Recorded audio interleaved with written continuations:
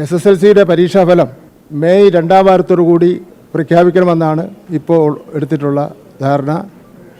അതിന് ഉതകുന്ന രൂപത്തിലുള്ള പ്രവർത്തനങ്ങൾ നടന്നുകൊണ്ടിരിക്കുകയാണ്.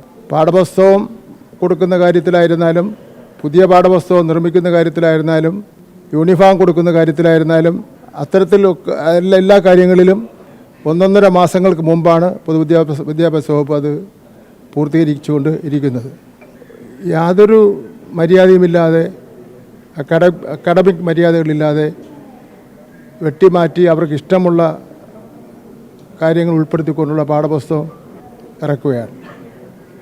ഇവിടെ നിങ്ങൾ പറഞ്ഞതുപോലെ 7-ാം ക്ലാസ്സിലെ മുസ്ലിം ഭരണാധികാരികളുടെ കാര്യം, അത്തരത്തിലുള്ള നിരവധി കാര്യങ്ങൾ വെട്ടിമാറ്റിക്കൊണ്ടാണ് പാഠപുസ്തകം പ്രസിദ്ധീകരിച്ചിരിക്കുന്നത്.